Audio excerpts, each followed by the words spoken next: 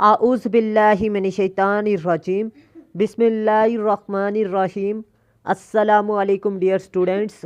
आज की इस इम्पोर्टेंट वीडियो में हम डिस्कस करेंगे पीएमएस 2025 का इंग्लिश ऐसे का पेपर। आपने इस ऐसे को किस तरह लिखना था, ये किस थीम में से आया और इसके ऐसे की टाइप क्या थी।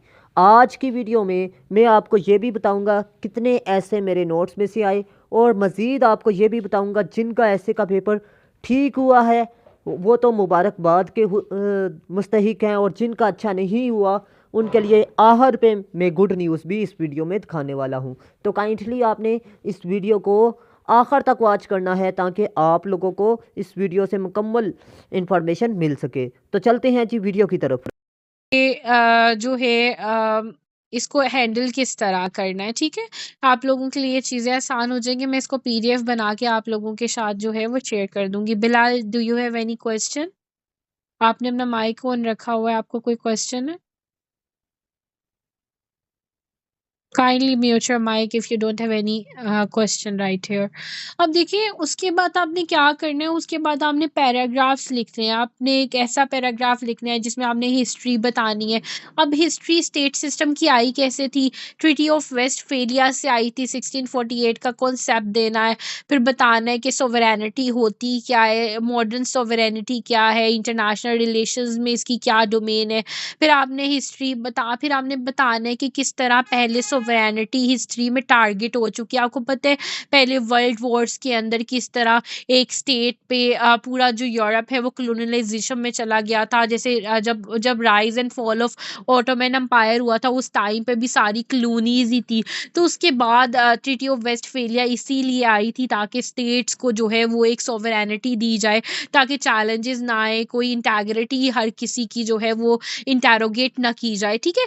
तो ये सारा आपने हिस्टोरिकल एक्सपेक्ट देना है, और आपने उसी तरह आउटलाइन में सबसे पहले अपने टॉपिक को डिफाइन करना है, इंट्रोडक्शन लिखना है। फिर आपने हिस्ट्री में बताना है कि actually what is sovereignty, historical context क्या है, करंटली हम कहाँ पे खड़े हुए हैं। फिर आपने बताना है कि अब जो सॉवरेनिटी है वो एब्सोल्यूट नहीं रहेगी, बल्कि मॉडर्न जो डेफिनेशन ऑफ सॉवरेनिटी है उसमें हमें सॉवरेनिटीज में जो है वो रिलेटिव जो है वो सोवरेनिटी नज़र आती है, एब्सोल्यूट नहीं है, ठीक है। तो ये सारी चीज़ें आप रिसर्च आर्टिकल्स आपको मिल जाएंगे। आप लोगों में से जो स्टूडेंट्स अभी एग्ज़ाम देने जा रहे हैं उनको मैं कुछ शेयर भी कर दूंगी, तो आप लोगों के लिए चीज़ें आसान हो जाएगी। अब देखो, उसके बाद आपने पहले बताना है कि सोवरेनिटी रियलिटी कैसे हो सकती है, फिर आपने बताना है सोवरेनिटी मिराज कैसे हो सकती है। आपने ये दोनों चीज़ें बतानी है, मैंने यहाँ पे एक्सप्लेन करके जो है वो लिखी हुई है। फिर उसके बाद आपने बताना है कि आपने अपने इन दोनों आर्ग्यूमेंट्स को बैलेंस कैसे करना है, और फिर आपने ऐसे को कंक्लूड करना है। ये ऐसे इतना सा लिखना नहीं है, मैंने ये सारे आर्ग्यूमेंट्स लिखे हुए हैं कि आपने पैराग्राफिंग में कैसे जाना है, ये समझाने के लिए। ये पूरा ऐसे नहीं है, ठीक है। अच्छा जी, अब यहाँ पे जो है देखिए, सबसे पहले मैंने बताया कि सोवरेनिटी रियलिटी कैसे है। सोवरेनिटी रियलिटी इस तरह है कि स्टेट जो है, ऑब्वियसली स्टेट के अंदर अपना एक स्ट्रक्चर होता है, अपने एक इंटरनल लॉज होते हैं, अपना एक लीगल सिस्टम होता है, अपनी इकोनॉमिक सिचुएशन होती है, जिसकी वजह से जितने भी एक मुल्क में लोग रहते हैं, शहरी रहते हैं, उनकी एक अलग नेशनल आइडेंटिटी होती है। और वो कहीं अगर बाहर भी जाते हैं, किसी फॉरेन इंटरनेशनल रिलेशन में पार्टिसिपेट भी करते हैं, तो वो कहलाए जाते हैं कि वो स्टेट के हैं, उनको वो एंटिटी भी मिलती है। अलग लाइक पॉलिटिकल लीगल लीगल रिकग्निजेशन होती है, एंटिटी होती है, कल्चर एंड नेशनल आइडेंटिटी होती है। स्टेट के पास अपने इंटरनल अफेयर्स को मैनेज करने की कैपेसिटीज होती हैं। आप इस पे एग्जांपल्स दे सकते हैं, आपके स्टडीज पुट कर सकते हैं। तो इसलिए हम कहते हैं कि सोवरेनिटी रियलिटी भी है, लेकिन हमने तो यहाँ पे दोनों कॉन्सेप्ट्स को एक्सप्लेन करना है कि जो सोवरेनिटी है वो रियलिटी कैसे हो सकती है, और सोवरेनिटी जो है वो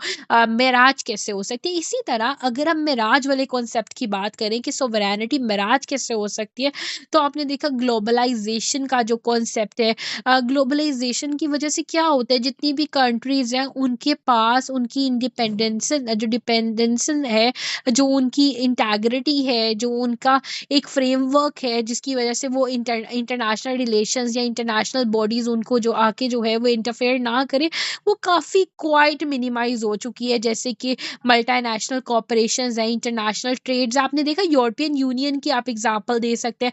यूरोपियन यूनियन जब आई और उन्होंने एक पॉलिसी बनाई जिसमें उन्होंने कहा कि सारी स्टेट्स हमारे साथ हैं और यहाँ पे हम ट्रेडिंग की जो बैरियर है उसको लिमिटाइज कर देते, तो वहाँ पे स्टेटशिप तो खत्म हो गई ना, वहाँ पे स्टेटशिप की सोवरेनिटी तो बहुत ज्यादा जो है वो लिमिटाइज कर दी गई। तो हम ये भी कह सकते हैं कि सोवरेनिटी एब्सोल्यूट नहीं है। ग्लोबलाइजेशन की वजह से और अदारों की इन्फ्लुएंस की वजह से, ह्यूमैनिटेरियन एजेंसीज की वजह से, IMF की वजह से, यूरोपियन यूनियन जैसे जो है वो दफातर की वजह से ये बहुत ज्यादा जो है वो नैरो डाउन हो चुकी है। ठीक है, तो इन अनदर वर्ड्स इससे हमें ये समझ आता है कि जो आपकी सोवरेनिटी है ना, वो कोई एक चीज नहीं हो सकती, वो फुली मेराज भी नहीं हो सकती क्योंकि स्टेट के अंदर उनके लॉज तो होते हैं, और वो फुली सॉवरेन भी नहीं हो सकती। ठीक है ना, रियलिटी भी नहीं हो सकती क्योंकि ग्लोबलाइजेशन की वजह से, ह्यूमन राइट की इंटरवेंशन की वजह से, जो इंटरनेशनल रूल्स होते हैं उसकी वजह से वो ह्यूमन राइट्स में इंटरवीन करते हैं, जिसकी वजह से एब्सोल्यूट सॉवरेनिटी की नोशन जो है वो इंटेरोगेट होती है। ठीक है, तो अब then you have to balance your debate. आप कह सकते हो कि मॉडर्न सॉवरेनिटी जो है ना, ये जो सिस्टम है ये ना तो कंप्लीटली एब्सोल्यूट है और ना ये कंप्लीटली शैडो है। ठीक है, ये स्टिल रिटेन है, ये एक प्रैक्टिकल सिग्निफिकेंस है, ये कंप्लीट फ्रीडम नहीं देती है एक्सटर्नल जो है एक्सटर्नल इन्फ्लुएंस से, बल्कि इसके साथ एक कंट्रोल देती है। इतना कंट्रोल मिलता है कि आप अपने सिस्टम को अच्छे से चला सकते हो, लेकिन इसका मतलब ये नहीं है कि बाहर के ममालिक की, बाहर के एजेंसीज के, बाहर के अदारों के जो कह लें कि जो फ्रेमवर्क है, जो ऑर्डर है, वो कंप्लीटली जो है आप उससे हट जाते हो। ऐसा नहीं होता। आप इससे ये बात कर सकते हो, जिस तरह न्यू फॉर्म्स ऑफ सोवरेनिटी आ गई है ना, कि सोवरेनिटी अगर मॉडर्न वर्ल्ड में हम बात करें तो ये पुराने दौर से बहुत हटके है। ये शेयर्ड सोवरेनिटी है, ये लिमिटेड सोवरेनिटी है, और ये एक्यूरेट जो है ना सोवरेनिटी, इस कॉन्सेप्ट को ग्लोबल गवर्नेंस इफेक्ट करती है। जिस तरह हमारी ग्लोबल गवर्नेंस होगी उसी तरह ये कॉन्सेप्ट जो है वो इंटीग्रेट करता जाएगा, इंक्रीज होता जाएगा, इवॉल्व होता जाएगा। ठीक है, तो यहाँ पे आप लोगों ने मेक श्योर करना है, आप जो मर्जी ऐसे यहाँ पे ले लो, अगर तो आपका एक्सपोजिटरी ऐसे, आपने दोनों सिचुएशन को एक्सप्लेन करना है। अब देखिए जरा मेरा कंक्लूजन देखिएगा, मैंने कंक्लूड कैसे किया है। मैंने कहा कि देखिए, in conclusion the concept of sovereignty while rooted in historical tradition in increasingly subject to complex challenges in the modern world। कि वो वाली सॉवरेनिटी नहीं है, वो चैलेंजेस में आ रही है। कौन कौन से चैलेंजेस? मैंने कहा कि पहले तो हमें एक तरफ तो हमें ये नजर आता है कि सॉवरेनिटी जो है वो रियलिटी है स्टेट्स के लिए, वो उन्हें एक्सरसाइज करने में जो है वो कंट्रोल करने में जो है वो मदद दे रही है, उनकी नेचुरल आइडेंटिटी को प्रोटेक्ट कर रही है, पार्टिसिपेट करने में हेल्प दे रही है, इंटरनेशनल रिलेशंस में उनको एक आइडेंटिटी दे रही है।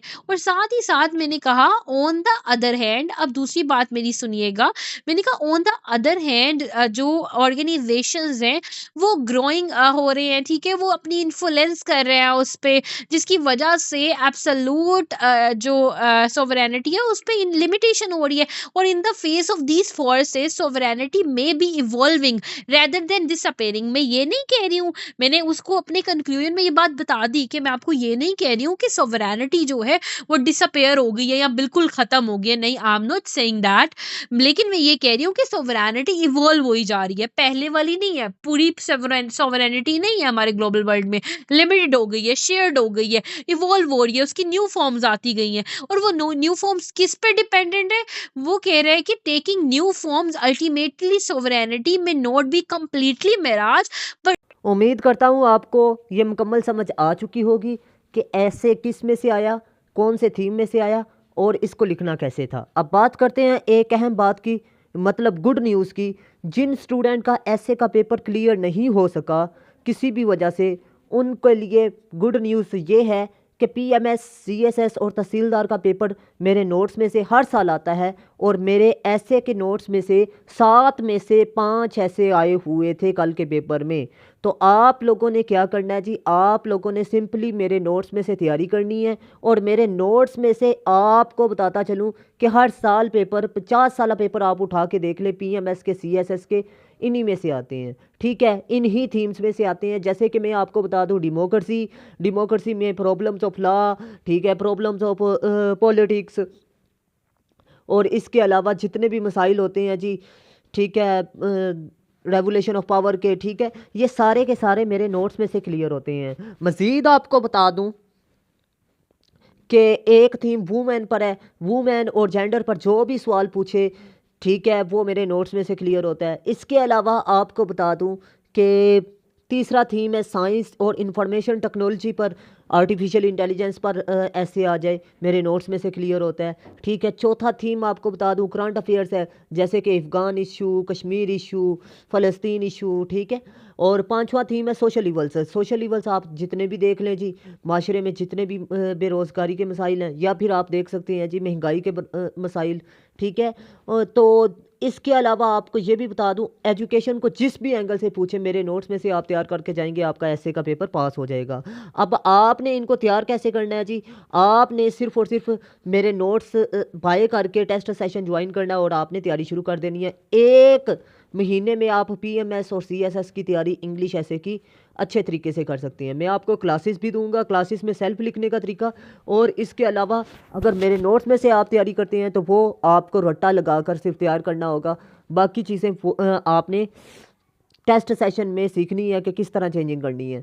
मतलब खाली जगह होगी, खाली जगह पर आपने सिर्फ और सिर्फ टॉपिक का नाम लिखना है। मैं आपको एक अहम बात बता दूं कि सीएसएस और पीएमएस और तहसीलदार में डिस्क्रिप्टिव ऐसे की किस्म पूछी जाती है। डिस्क्रिप्टिव ऐसे मसाइल पर होता है, और मसाइल पर ऐसे हर साल आता है। जैसे कि कल आपने देखा जी, इंटॉलरेंस पर ऐसे आया हुआ था, ये मेरे नोट्स में से था। अगर आप लोगों का ऐसे का पेपर पास नहीं हुआ तो आप मेरे नोट्स में से तैयारी करें। मैंने अपनी एक स्टूडेंट को सिर्फ 2 ऐसे दिए थे, उसमें से ऐसे आ गया, उसने तैयार भी किया हुआ था और उसका तकरीबन पास हो चुका होगा। अभी तक मेरा उससे रब्ता नहीं हो सका, लेकिन ये लक की बात होती है जी, 2 ऐसे उसने बाई किए और दोनों में से एक आ गया। ठीक है, आप लोग भी हिम्मत ना हारें और चुप करके आगे पीएमएस के ऐसे की तैयारी मेरे नोट्स में से करें, मेरी क्लासेस लें, टेस्ट सेशन लें। इंशाल्लाह आपका ऐसे 100% गारंटी के साथ क्लियर करवाया जाएगा। ठीक है, बाकी बात रहेगी कि सर पीएमएस की जॉब्स कब आएंगी, तो मैं आपको बता दूं, पीएमएस की नहीं भी आती तो अल्लाह के बंदों, पीपीएससी आगे 17 ग्रेड के लिए टोटली ऐसे ऐसे पर अपना इम्तिहान लेगा। तो आप लोगों ने पीपीएससी की, पीएमएस की तैयारी की, सीएसएस की तैयारी की, तो आपका पीपीएससी का 1 पेपर, जो ऐसे का पेपर है, वो क्लियर हो जाएगा। ठीक है, और 17 ग्रेड के लिए। और बाकी अगर आप जीके की तैयारी करना चाहते हैं 1 पेपर की, तो उसके लिए भी मोस्ट वेलकम है। ठीक है, मैं नोट्स, गैस और इसके अलावा ट्रिक्स और टिप्स की रोशनी में आपको चीज़ें आसान फराहम करूँगा। हज़ारों तरीके हैं सीएसएस को करने के, पीएमएस को करने के, लेकिन सबसे आसान तरीका मेरा है। मैं उम्मीद करता हूँ आप लोगों को मेरी बात अच्छे तरीके से समझ में आ चुकी होगी। अगर कोई सवाल है, कन्फ्यूज़न है, तो आप लोग मेरे व्हाट्सअप नंबर पर रब्ता कर सकते हैं। और अगर आप क्लासेस लेना चाहते हैं तो मेरे व्हाट्सअप नंबर और इसके अलावा कमेंट सेक्शन पर भी रब्ता कर सकते हैं। और इसके अलावा अगर आपने अभी तक चैनल को सब्सक्राइब नहीं किया तो बड़े अफसोस की बात है। अल्लाह के बंदो, आप लोगों के लिए फ्री ऑफ कास्ट में पेड सेशन की वीडियोज़ अपलोड कर रहा हूँ, और आप लोग मेरे चैनल को सब्सक्राइब नहीं करते और वीडियो को लाइक नहीं करते। बड़े अफसोस की बात है यार। अगर आप लोगों को एक चीज़ भी सीखने को मिलती है ना, किसी भी चीज़ से, किसी भी वीडियो से, तो आपका फ़र्ज़ बनता है कि आप चैनल को सब्सक्राइब करें और साथ वीडियो को लाइक करें।